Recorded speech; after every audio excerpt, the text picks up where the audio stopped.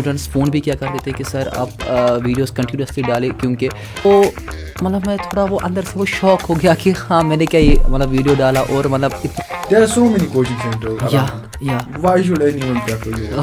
And to be honest enough, let me tell you this on Most of the people, they underrate themselves. What was your goal? Like अभी भी आपका goal क्या है? Ultimately करना क्या है?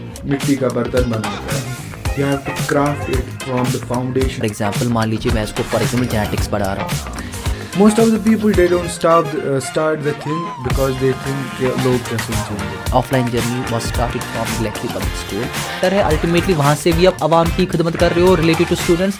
A person, he can make himself or destroy himself in his teenage. मतलब better चीज़ है कि मतलब to get expose to the new learning things.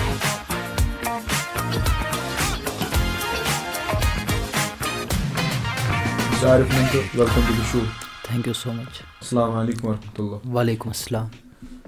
सबसे पहले मेरा जो एक क्वेश्चन होगा आपके लिए कि आप इस टीचिंग के फील्ड में कैसे आए. Was it by choice or was it by chance? Very good question. Actually मैंने बीटेक करा हुआ है इन इलेक्ट्रॉनिक्स एंड कम्युनिकेशन. तो when I was in the third year तो सडनली आपको खुद पता है कि एक कोविड का टाइम आ गया हुआ था तब. तो everything was on a sort of a paralyse mode. तो हम घर से बाहर भी नहीं निकलते थे. हम बहुत तंग हो जाते थे एक ही जगह, क्योंकि मतलब अ सॉर्ट ऑफ द वो थ्रेट रहता था कि मतलब बाहर नहीं निकलेंगे, कोविड लग जाएगा वो ये. तो ऐसे ही अब बैठते बैठते तो एक बार दिमाग में आ गया कि चलो यूट्यूब स्टार्ट करते हैं. And to be honest enough, let me tell you this on record, to be honest enough, जब मैंने पहला वीडियो यूट्यूब पर अपलोड किया हुआ था, it was just for entertainment and just for the fun. Seriously I am telling you, it was just for entertainment. तो मैंने सोचा चलो बनाते हैं आज वीडियो एक, फिर ऐसे बनाएंगे और कभी तो देखेंगे क्या हो जाएगा. तो बट जो मेरा पहला वाला वीडियो था, तो जब मैंने वो अपलोड कर दिया तो मुझे बहुत सारे कॉल्स आ गई और बहुत सारी टेक्स्ट आ गई, कमेंट्स आ गए. तो मतलब मैं थोड़ा वो अंदर से वो शौक हो गया कि हाँ मैंने क्या ये मतलब वीडियो डाला और मतलब इतना इस पर सपोर्ट कैसे क्या आ रहा है. तो उसी से मुझे वो सॉर्ट ऑफ द अंदर से वो थोड़ा इंस्पायरेशन थोड़ी सी मिल गई, और जिससे फिर मैं कंटिन्यूसली इस फील्ड में चला गया और मैंने वीडियोस मैं डालता गया. और फिर स्टूडेंट्स फ़ोन भी किया करते थे कि सर आप वीडियोस कंटिन्यूसली डालें, क्योंकि ऑफलाइन मोड तो सब कुछ बंद था. तो फिर मैंने ऐसे ही ऑनलाइन पर यूट्यूब पर वीडियोस डालता गया मैं तो, और वही सॉर्ट ऑफ द जर्नी बन गई मेरी टीचिंग करियर की. Well, good. मैंने आपके नाम के पीछे पढ़ा है, and I was trying to get in contact with you. मैंने आपके नाम के पीछे पढ़ा है ER आरिफ लंकर. जी. So ER और फिर आप बायोलॉजी भी पढ़ाते हैं. जी. तो ये मेल नहीं खा रहा. Would you please elaborate? जी. एक्चुअली इस पर मैंने अपने यूट्यूब चैनल पर एक वीडियो भी इसके रिलेटेड अपलोड किया हुआ है. बेसिकली बात ऐसी है कि बचपन से जो मेरा फेवरेट टॉपिक रहा, फेवरेट चैप्टर रहा हुआ है, फेवरेट दिस सब्जेक्ट रहा हुआ है, वो रहा हुआ है बायोलॉजी. ये मेरा बचपन से फेवरेट रहा हुआ है. लेकिन जब हमारा नीट का एग्ज़ामिनेशन था, तो मेरा नीट एग्ज़ामिनेशन जो है वो तब क्वालिफाई नहीं हुआ. तो मैं आपको बदकिस्मती कहूँ या क्या कहूँ, तो मेरा वो क्वालिफाई नहीं हो चुका था तब. तो लेकिन मुझे जो सॉर्ट ऑफ द वो बायोलॉजी के रिलेटेड वो अट्रैक्शन थी, वो मतलब मुझे कंटिन्यूसली रही यहाँ तक कि मैं अपने बीटेक यानी इंजीनियरिंग फील्ड में था. बट जो बायोलॉजी के रिलेटेड मेरा शौक़ था वो पीछे ना रहा, वो मतलब मुझे कंटिन्यूसली अपना शौक़ बायोलॉजी के साथ रहा. तो उसके बाद जब मैंने वो यूट्यूब के ऊपर मैथमेटिक्स की मैंने ट्राइगोनोमेट्री से मैंने वो स्टार्ट किया, और उसी के साथ मैं फिर शिफ्ट कर गया बायोलॉजी पर कि मतलब मैंने बायोलॉजी के भी वीडियो जो है, क्योंकि मुझे अपने आप में एक कॉन्फिडेंस थी कि हाँ जो मैं बायोलॉजी का कंटेंट डिलीवर कर रहा हूँ इट्स मतलब गुड, इट्स मतलब ये फ़ायदा, it can provide the benefits to the students. So फिर मैं इस गो में आगे चलता रहा. Most of the people, they underrate themselves. जी. उनको लगता है कि they are not enough, they are not sufficient, they lack somewhere, और कुछ प्रॉब्लम है उनमें. तो वो शायद कुछ जो वो कर पाते वो नहीं कर पाते because of their under confidence, और we can say they don't have confidence. What do you think about that? देखो, सबसे जो किसी भी करियर, किसी भी मतलब जो इंसान जो फील्ड अपना ऑप्ट करता है, ये ऐसे ही अपना फील्ड ऑप्ट नहीं करता है। तो इसके पीछे बराबर इसका एक नज़रिया होता है कि मुझे अगर मैं ये फील्ड ऑप्ट कर रहा हूँ, इसमें मुझे आगे जाकर क्या कर लेना है। जब तक कि इंसान की एक सेल्फ कॉन्फिडेंस खुद की ना हो कि अगर वो कोई काम करना चाहता है या किसी चीज़ को अचीव करना चाहता है, उसको पहले ही एक दिमाग में एक सेल्फ कॉन्फिडेंस रखनी चाहिए कि हाँ जी, ये मुझे गोल है अपना और उसको मुझे अचीव करना ही करना है। So one of the basic I can say step in order to gain something, in order to achieve something, that's your self confidence.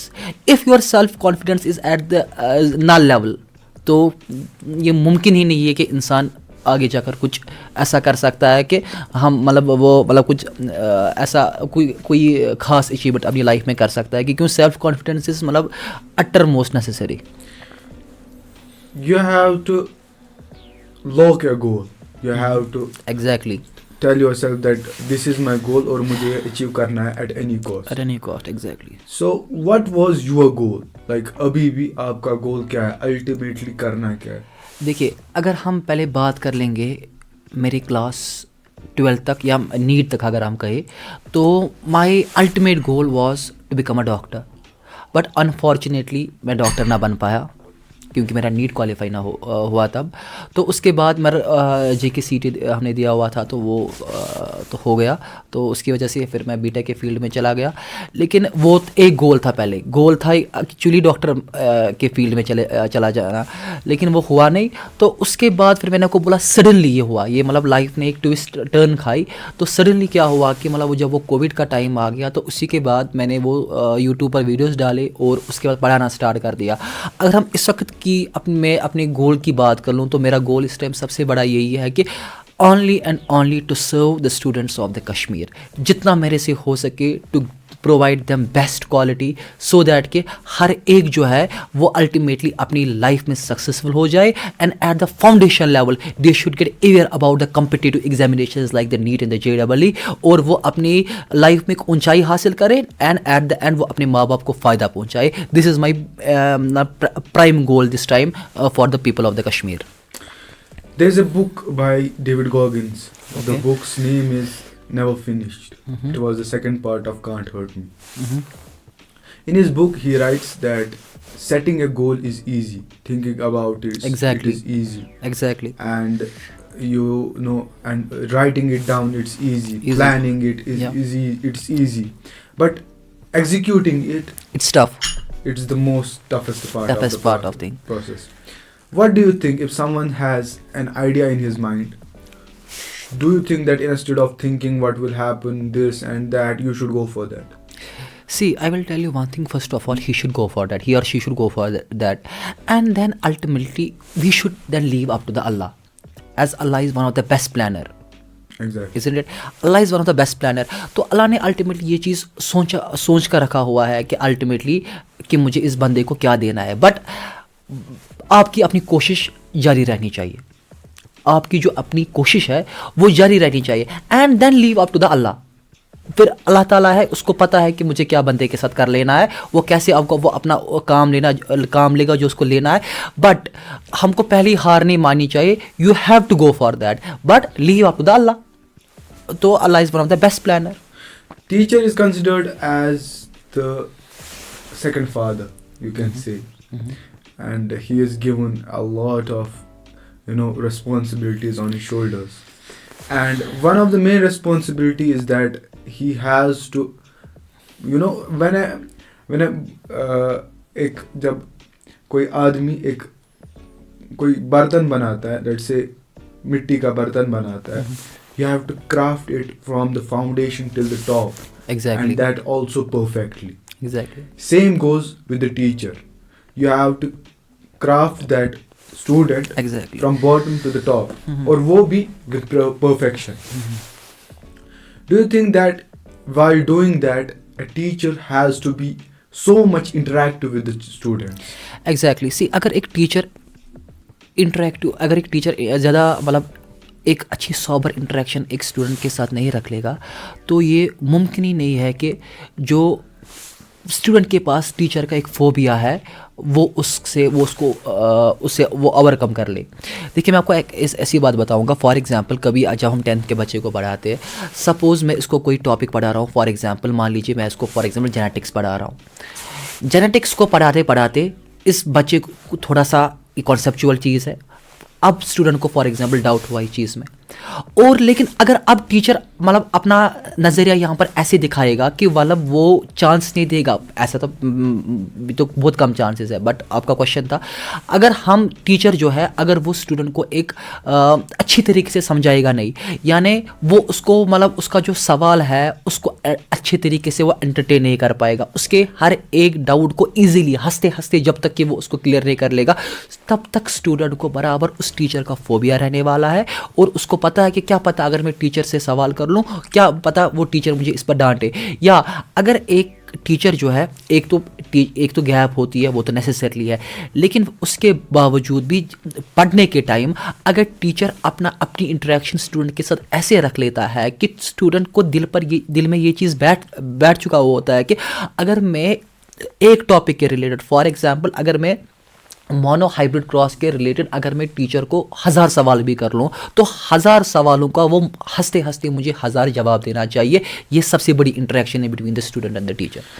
Most of the people they don't start the thing because they think लोग क्या सोचेंगे, what is कि लोग कुछ नहीं सोचते तुम्हारे बारे में, ये हमारा सबका रहता है कि शायद मेरे बारे में ही सारे सोच रहे हैं। This is a myth for about us, and there's a beautiful thing that Chris Williamson says. Chris Williamson says that they are gonna talk about you even when you are doing nothing. आप कुछ नहीं कर रहे होंगे तो भी वो बोलेंगे देखो यार ये कुछ नहीं कर रहा, वो तब भी तुम्हारे बारे में बातें कर रहे हैं। जब तुम कुछ कर रहे हो वो तब भी तुम्हारे बारे में बातें कर लेंगे। लोगों का काम ये बातें करना। तो we should leave that stuff कि लोग क्या सोचेंगे, वो क्या होगा, ये क्या होगा। जो हमारा गोल है हमें उसे अचीव करना है। Well there is one thing about you that you have opened your coaching centre, namely Arif Lanka classes. Exactly. Where did the concept came from? See, basically when I was on my online mode, when I was uploading the videos through my YouTube channel, then I thought it's now better to interact with the students, to get a sort of the interaction with the students. So in that concern, in that respect, what I did, I opted to go to a school. I was finding that where I will go, and luckily on the social media one friend forwarded me the post related to this Galaxy Public School, which is in my nearby locality.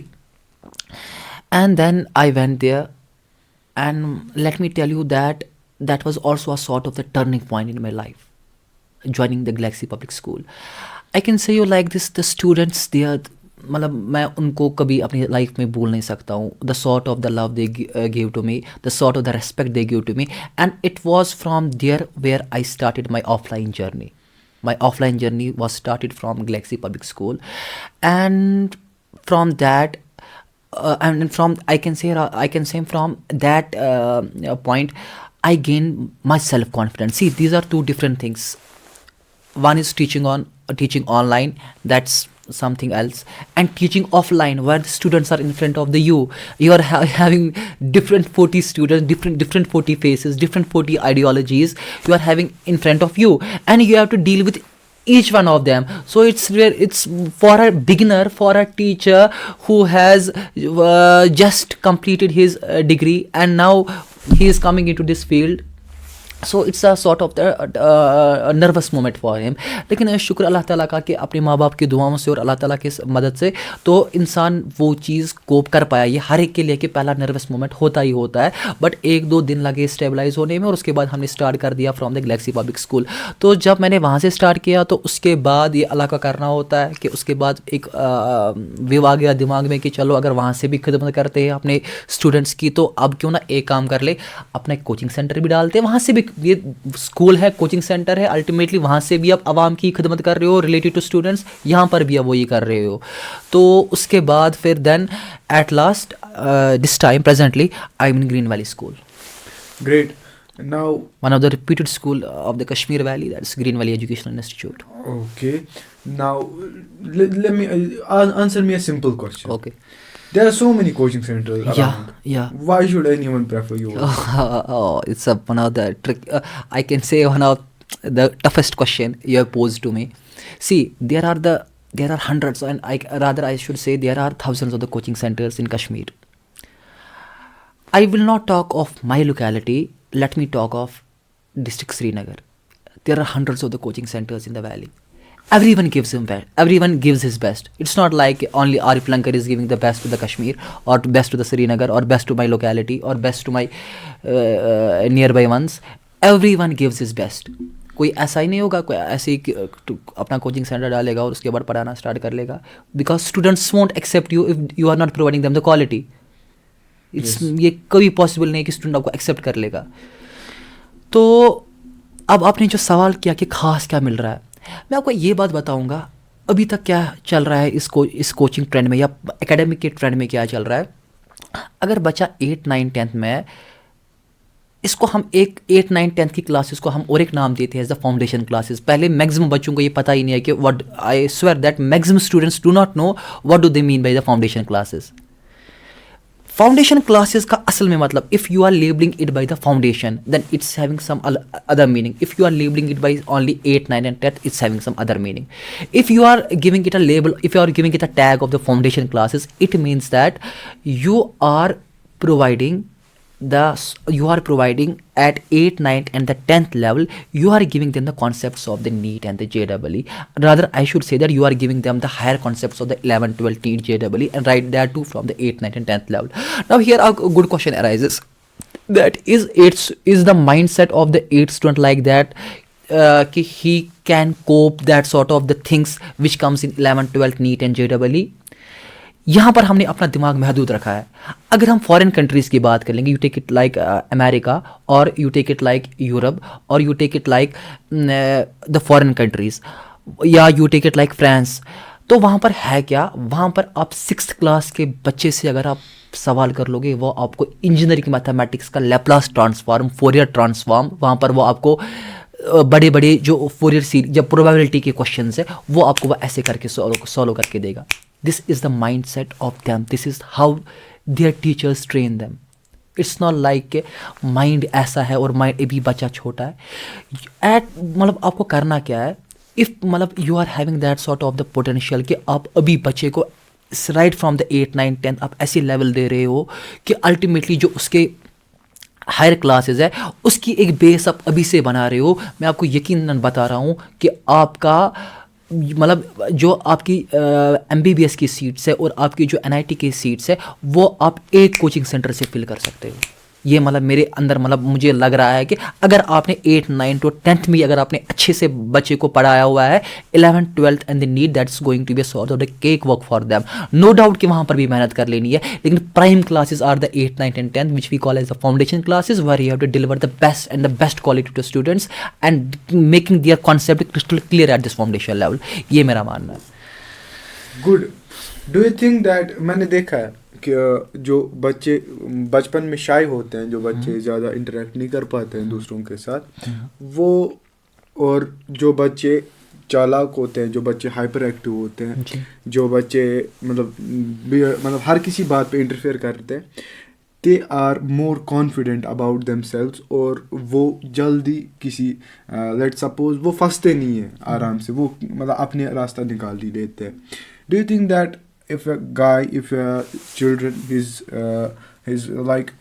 he's not that much active, he's being shy, do you think that he has, his parents has to force him a little bit to be hyperactive?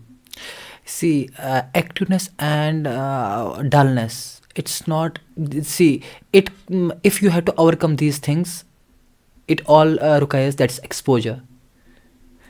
For example मैं आपको ऐसे बता सकता हूँ इस सवाल का जवाब. फॉर एग्ज़ाम्पल हम 2 तरह के लड़के लेंगे.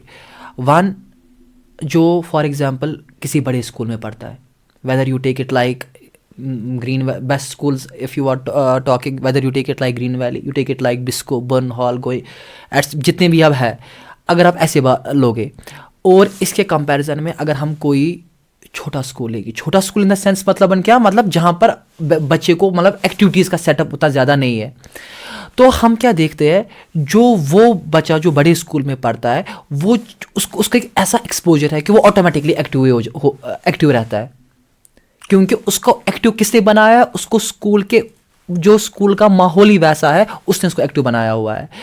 अब जो शाइनेस है, शाइनेस आपको कौन निकाल सकता है, या आपके पेरेंट्स से निकाल सकते हैं। शाइनेस आपको वहाँ उन एक्टिविटीज़ में रहकर, उस माहौल में रहकर, उन जैसे फ्रेंड्स के साथ रहकर वो एक्टिवनेस जो है वो आपको ऑटोमेटिकली खुद ही आ सकती है।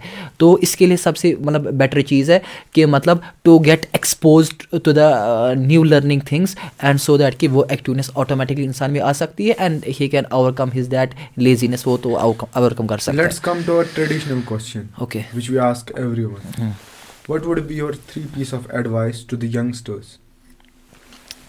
My 3 piece of the advice, if you it's going to be like this. First of all, set a goal in their life. They have to set a goal कि हमको ये करना है, फिर then leave up to the Allah, देखते फिर आगे क्या हो जाएगा, फिर आगे देखेंगे। अगर जब वो नहीं फुलफिल हो गया तो फिर कोई दूसरा चीज़ ऑप्ट कर लेंगे। पहले एक गोल को सेट कर लेंगे अपनी लाइफ में करना क्या है। दूसरा चीज़ हार्ड वर्क। अगर गोल को आपको अचीव करना है, इस गोल को अचीव नहीं होगा बेटा इंटेलिजेंस से। Intelligence no doubt it's a sort of the another, Allah ताला हैज मतलब bestowed you with the this hard work, this intelligence. Okay, take it as a positive point, but main चीज़ है hard work. चाहे वो intelligent हो, चाहे वो intelligent नहीं हो, अगर हार्ड वर्क है you are going to succeed in our life.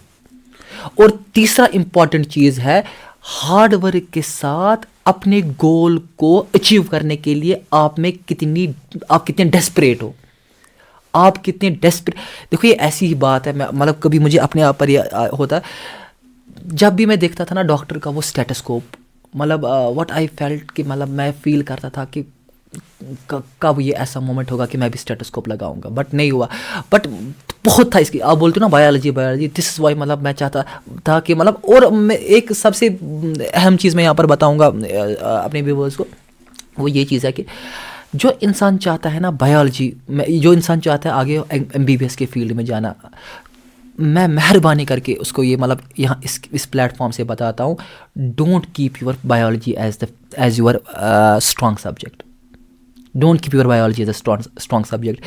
If you have to enter the gates of the GMC, if you have to enter the gates of the AIMS, if you have to enter the gates of the NIT, आपको बराबर तीनों subjects strong रख लेने हैं. For example, if you have to enter the gates of the GMC, you have to equally maintain 3 subjects, as physics, chemistry, biology. If you have to go to the NIT, you have to equally maintain the 3 subjects. It's not a game of the one subject.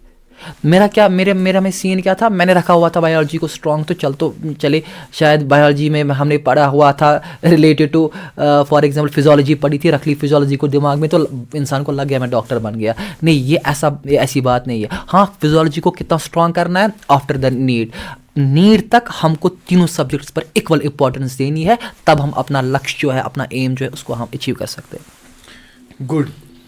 Now tell me one thing, was moving from online to offline hard? Yeah, initially it was hard. Initially to face the students, it was a sort of the tough job. Okay, how did you cope up with that then? Ultimately फिर इंसान हो पाता है ना adjust अपने मतलब फिर इंसान एडजस्ट हो पाता है फिर वक्त के साथ, और मतलब फिर हालात के साथ इंसान एडजस्ट हो पाता है। पहला दिन it's going to be tough for you, second day it's going to be at a moderate level for you, then third day फिर मैंने आपको यही बोला है कि अल्लाह ताला फिर भी अपना वो साथ देता है, and then it's a sort of the cake walk for you, फिर इंसान को आदत हो जाती है।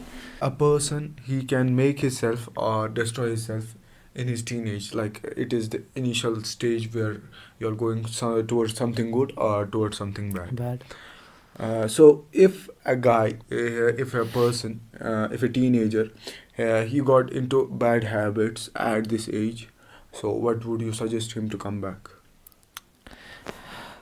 देखिए, अगर for example if someone is stuck in his bad habits, so he needs to refrain from those things, otherwise मतलब his career can get spoiled, and with his career his parents can also suffer with that. So तो इसके लिए हम क्या करना पड़ेगा, एक student जो है सबसे पहले अ गुड कंपनी, जो उसका एक गुड फ्रेंड सर्कल है, that plays a vital role in his life. क्योंकि अगर एक अच्छा फ्रेंड, अगर एक स्टूडेंट को अगर एक अच्छा फ्रेंड मिल गया, दे ये फ़ायदा यूनिडायरेक्शनल नहीं है, it's by directional thing for both of them. It's ये फ़ायदा उन दोनों के लिए है कि मतलब अगर पढ़ाई में भी उसको सपोर्ट कर सकता है, लाइफ के अच्छे से डिसीजंस में भी उसको वो उसमें सपोर्ट कर सकता है या उसको मशवरा दे सकता है। सो एट द एंड कि हम यही चीज़ देख सकते हैं कि अगर इंसान एक गलत कंपनी में खुदा ना खास्ता लग गया, तो it will that bad company, it's going to give him or her a temporary happiness, but at the end it's going to, after the class 11th or the 12th, वो एक परमानेंट डिस्ट्रक्शन की तरफ जाएंगे। अगर इंसान इस prime stage पर अगर वो अपने हार्मोन्स पर कंट्रोल कर बैठा, अगर कंट्रोल कर पाया हार्मोनल स्टेज पर अपनी, तो एट द एंड तो वो सक्सीड हो सकता है अपनी लाइफ में, क्योंकि ये एक ख़तरनाक पीरियड होता है। तो इसमें इंसान को अपने जो जज्बात पर काबू उसको रखना चाहिए। It was a great conversation with you. At last, leave us with a good advice, and we should end this conversation with that. Advice can be like this: first of all, set your goal, do the plenty of the hard work on it as much as you can, leave it up to the Allah, as Allah says in the Holy Quran, وَمَكَرُوا وَمَكَرَ اللَّهُ وَاللَّهُ خَيْرُ الْمَاكِرِينَ. Allah is one of the best planner. Leave it up to Allah. Allah has planned best for you. And at the end, I can say, take dua from your parents. This is the advice which I can give to my people. Thank you so much. Hope to meet you somewhere again. Thank you.